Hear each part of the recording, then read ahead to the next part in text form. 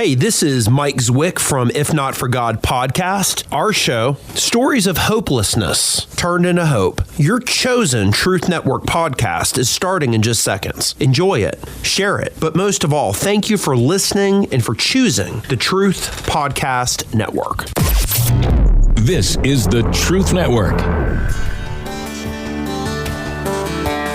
The heart of every man craves a great adventure, but life doesn't usually feel that way. Jesus speaks of narrow gates and wide roads, but the masculine journey is filled with many twists and turns. So how do we keep from losing heart while trying to find the good way when life feels more like a losing battle than something worth dying for? Grab your gear and come on a quest with your band of brothers who will serve as the guides in what we call the masculine journey. The masculine journey starts here now.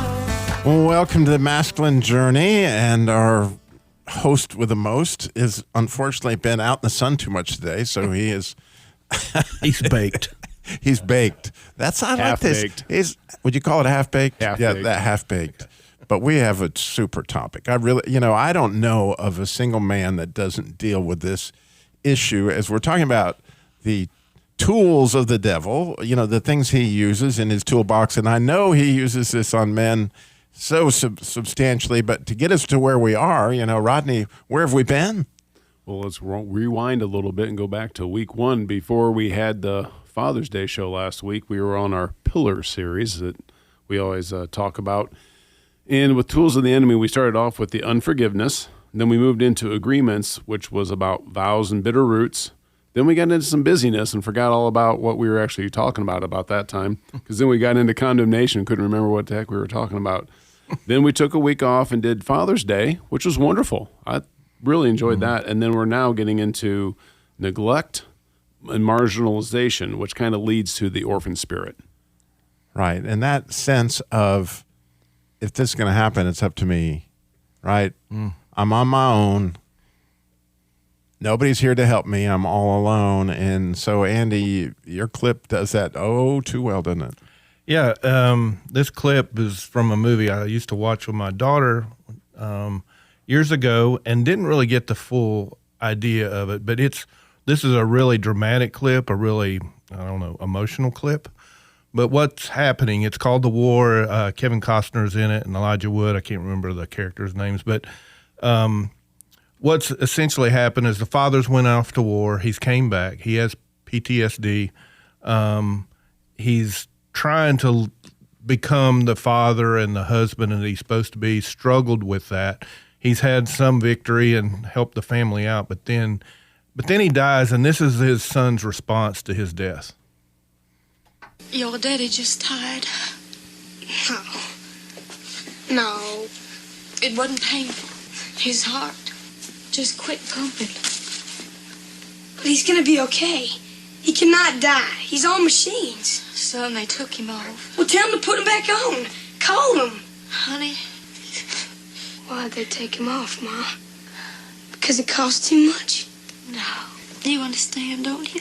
I understand. Everybody just give up on him. Don't you know nothing could have kept your father away from you, given he had a choice? I bet he's up there right now in heaven, looking down on us. He's going to be able to look out for us the rest of our lives. Yeah. Well, I'm sure he does a better job than when he was alive. Don't say that, Stu. Why not? You thought he was a deadbeat. I never said that. For all I know, he could have been an angel. Maybe he's looking down on us now.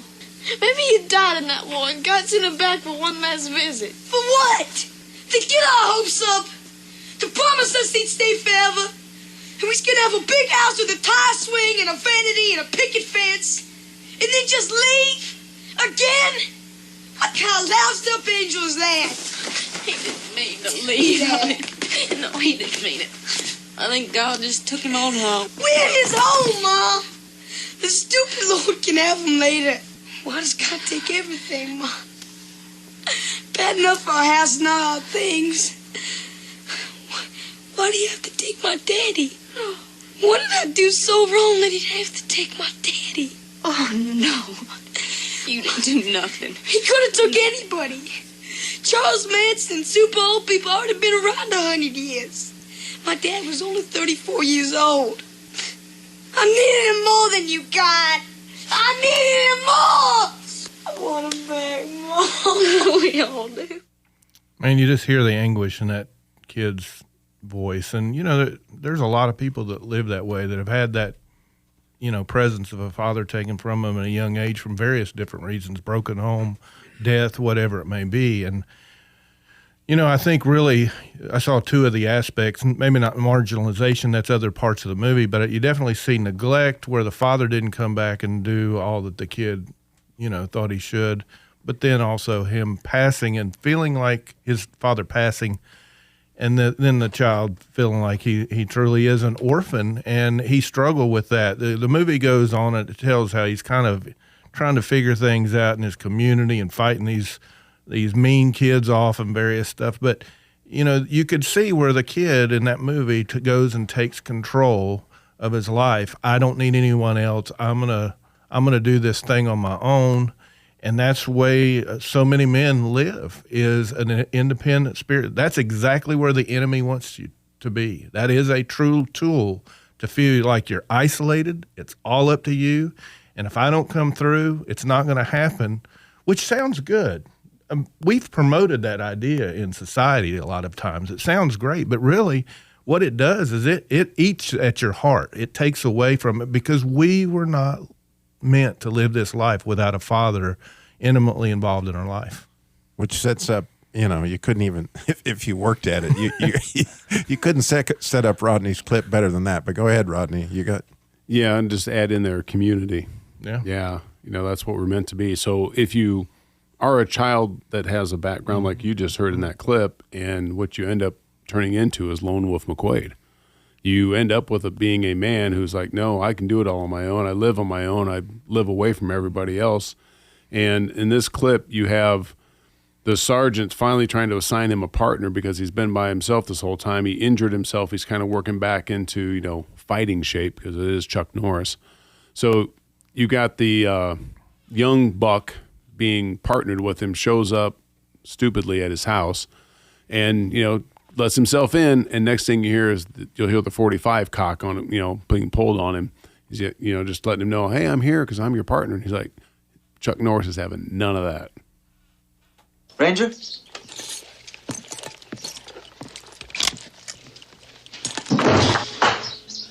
What are you doing here?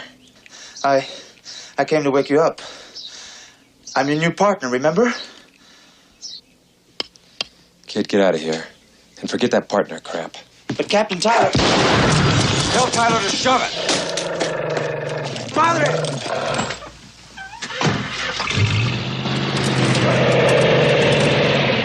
Yeah, so you can hear the partner just tearing off, getting out of there, and that was his wolf. That was Lone Wolf McQuade's pet wolf growling at him. So, I mean, he's definitely a loner. You don't get many friends around when you have a wolf guarding your outside. Yeah, and there's so many movies, Rambo. You know, you just think of all of the ones that, you know, essentially Lone Ranger. I mean, you know, clear back in the 50s or the 40s when that came out. You know, the whole idea is, you know, we can man up and do this stuff, and it's it's a shame it's almost glorified, because it really is a heartbreak position of being alone, which is in no way means or whatever supposed to happen, right? Jim, you got something? Yeah, I identify with it because way back last millennium when I was in school, rugged individualism was what built America. That was what we were taught in school. I don't know what they're teaching now, but I'm pretty sure that ain't it. Right, and it's an interesting balance to you've got what it takes, right? That's something we need from our fathers, but here we're going to prove we have what it takes, you know, isolated, right? Yeah. You know, out of community, and obviously, you know, Satan loves to slip that. Yep. Yeah, you just think about Gospels, New Testament. Jesus started healing and all that stuff, and he didn't bother to call the 12 disciples. He didn't need those guys. They were knuckleheads. He came to teach them something, but he had taught them he wanted friends. He wanted community. He wanted to share in the experience, and a lot of times we forget the need for that. Yeah, and Peter almost went rogue on him. Like, went that direction where he was all on his own. And then, that little boy was wishing that Harold be dead. I didn't understand that, super old people. Did you resemble that remark, Harold? It's amazing how young 80 can be. It's one of the things that has intrigued me is the way that God has created our minds. We can think back on little tiny details from when we were very young, and then there are things that happened last week that we can't remember. So our minds are funny things, but God made us that way, and I think it's important. There are two things that I think impact how we relate to other people, and one of my favorite sayings is, which is worse, ignorance or apathy? I don't know, and I don't care. and I think that influences how a lot of times kids are brought up. The parents are ignorant of how they ought to bring them up, and they're apathetic because they're so wrapped up in themselves that they don't realize what they're doing to the children. But you had this, and I know the stories of the men here, that your particular story was not unlike, that movie War, where your dad was kind of taken out of the picture for some unknown reason and didn't really seem to qualify as a dad, and that led to that whole thing with you, right?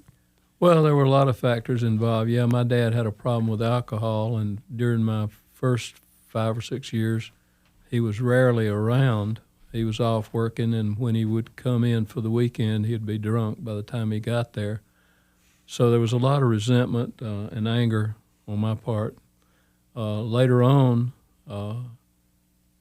he had a statement that he made to me many times, and I didn't really fully realize the intent of it until I was much older. But he told me, son, get yourself an education so you don't have to work like I do.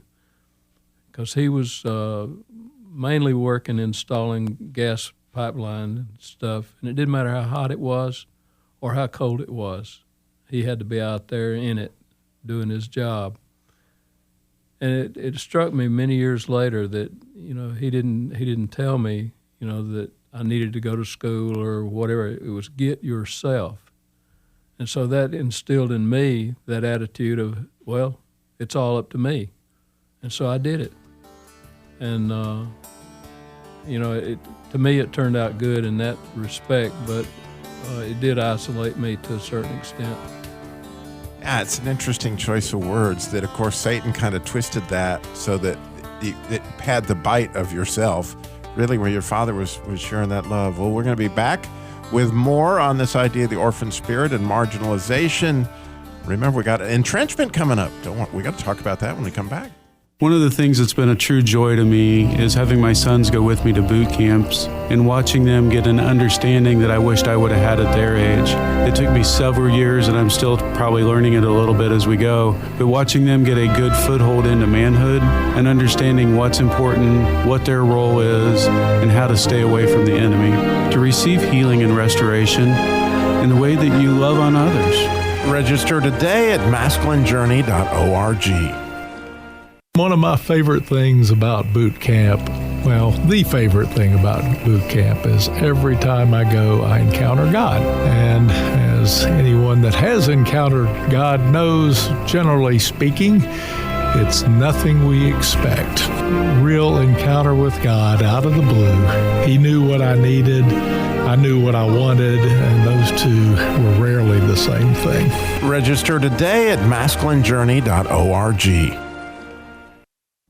My son turned 10 just the other day. He said, thanks for the ball, Dad, come on, let's play. Can you teach me to throw? I said, not today, I got a lot to do. He said, that's okay, and he walked away, but his smile never dimmed and said, I'm gonna be like him. Yeah, you know I'm gonna be like him.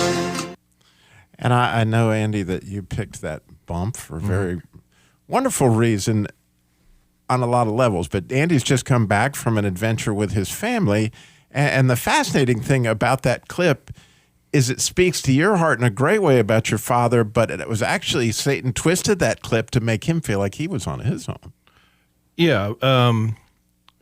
So Dad grew up to where his father left him in an early age, much earlier than he left mine, and was raised with an alcoholic grandfather. And I think probably he had a lot of that. It kind of transferred to my brother. My brother actually played that for me one time, speaking of where he felt like my father had neglected him. Now, and this was your older brother. This is my older brother, yeah. And, you know, those things are, I think they're a twist. I saw Dad as having invested in him. Now, it wasn't like me. I like sports. My dad liked that and gave me attention that way. And I think my brother kind of felt like that he was neglected. But I think some of it is the enemy twist that.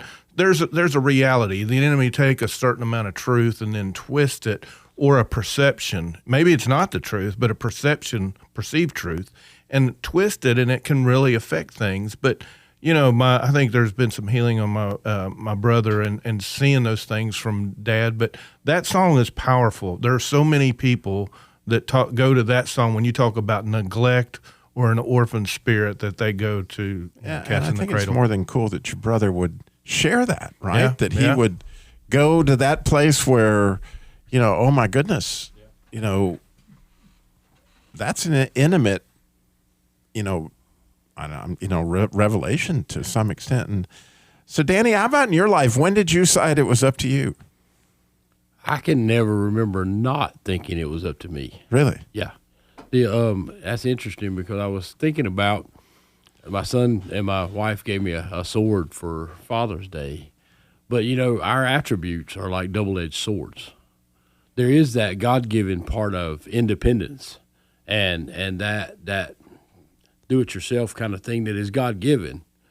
But the enemy twists it to be, well, I've got to do it because there's nobody around to help me. And I can remember being, I think they call it a strong-willed child. You know, if Mom were still here, she'd say amen. It's in my daughter. But the thing is that the enemy twisted that to be, nobody's going to help you. They pick on you, and even God picks on you. So you're going to have to learn to do it yourself. And that added to that orphan spirit that, you know, because I had good parents, had a good home life. But yet there was something in this makeup that said, nobody's going to help you, and you know you're the lone wolf. You're marginalized, so you're just going to have to figure this out on your own. And that has caused me much grief in my life. But it also has those, I'm going to say it, Robbie, there is some Prego sauce in there. You know what I mean? There is. And because there has to be something about that God put there that I need at times. But you can't use it by yourself. That's the key. We're made for community. We're wired that way. And when you take it to the lone wolf mentality, I think that's where we get in trouble. That's where I do. I don't know about y'all. Oh, man. Y'all are good, decent folks. Y'all just trying to help me out. So, David, how about you? When in your life, what happened where you thought, well, I guess I'm on this, I got to handle it myself? You know, so like we were talking about, the enemy uses that and twists it around to really just, you know, turn it to where we're by ourselves and nobody likes you and everybody hates you.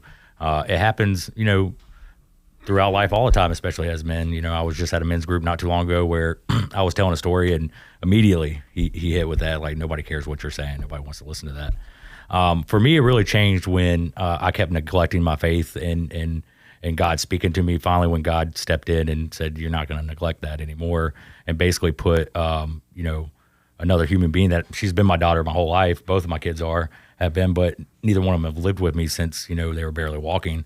So when he put Ashlyn back into my life and I had somebody else to take care of, I mean, she really basically broke down that wall of where I wasn't by myself. I mean, now I had to take care of her too. And even though he still comes in attacks and is like, you know, you're by yourself on this too, nobody's coming to help you. And, you know, I have my band of brothers here. You know, my family's there for me. My wife's there for me. So really that's where it started opening up the door for me on that. That's an awesome insight. It really, really is. I hadn't put that angle to it of our actual families. Well, Jim, you got a clip, man. I got to say, I've heard a lot of clips, but this one This one I think is going to grab you, but I'll let you set it up, Jim. Well, like often happens, I was trying very hard to find a clip for hours and failed. And I just started looking up words, and that didn't help much. But I finally landed on abandoned, which goes along with this, and found a short clip, and I only think it's 6 minutes, that's a movie you can get on YouTube called Abandoned. So it's easy to remember. And this is a daughter that has lost her mom. She's very close to her dad. And then they find out she has cancer and she loses her eyesight. And her father abandons her. And that's where we jump into this story. But I don't want to set give up them a couple everything. other things that we got to. I was going to do it afterwards, but you go for it. He abandons her because he feels like it will strengthen her. But you'll hear at the end of the clip, I think it's important to note, he's been with her. He's been moving the toothpaste in where it would be easy for her to get. He's been there, but she's a runner and she wants to run, and that's the deal. And they were running together before all of this happened. So right. And so at the end, at the end, you're going to hear him say, I've got you. And she was fixed to run off a cliff, but all of a sudden he reaches out and grabs her, and then you get to hear what's coming. I thought he would always be there for me. I guess I was wrong. Dad, where are you?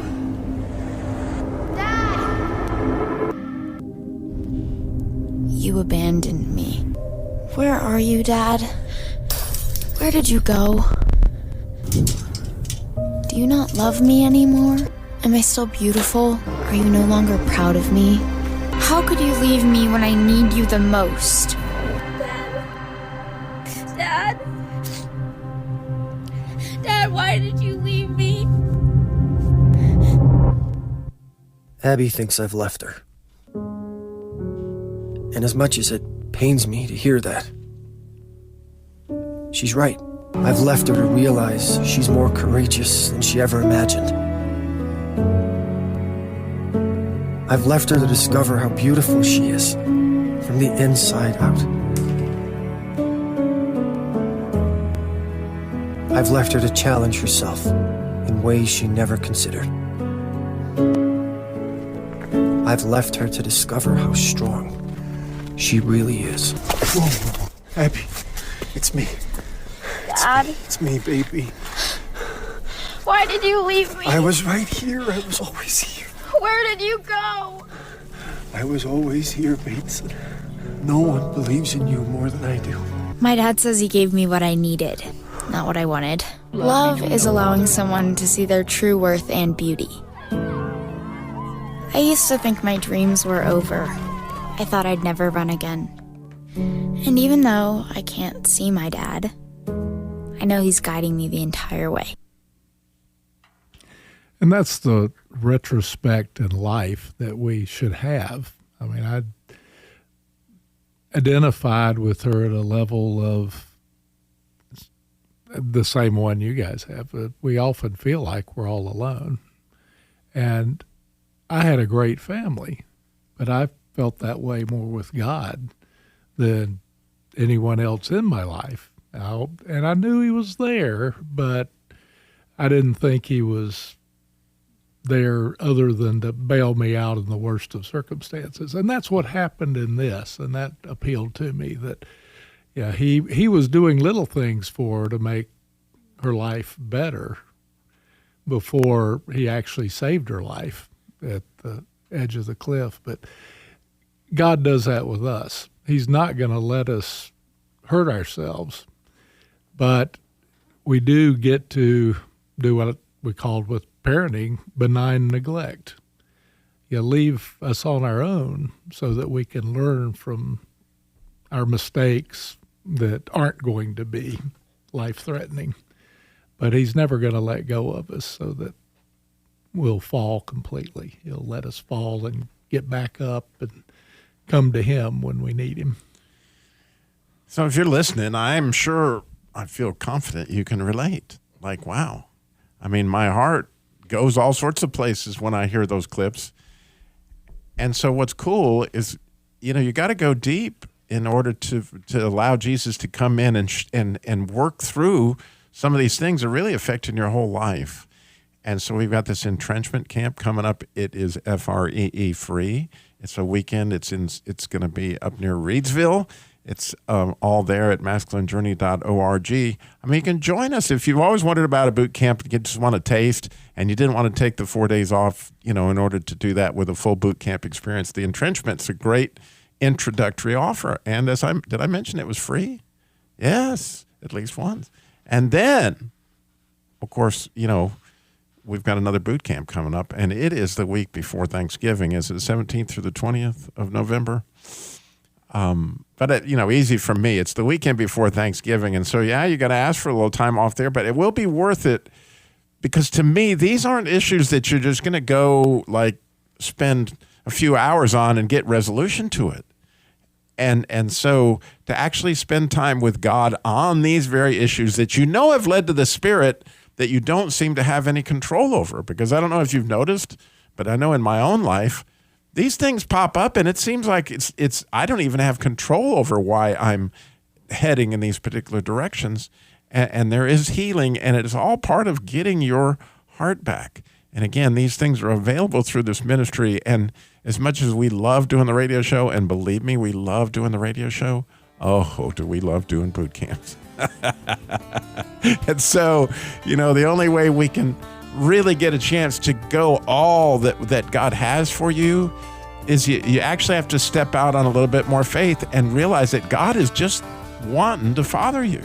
He just is, and so we're hoping that you will go to masculinejourney.org and get information on the entrenchment if you want to try that coming up September 30th through October 1st, or the boot camp again in November. We're so glad you joined us today, and we got more coming with the After Hours, so you can go to the podcast and get that on the After Hours of Masculine Journey. We're going to hear Sam's story because he's finally coming out of the oven. This is the Truth Network.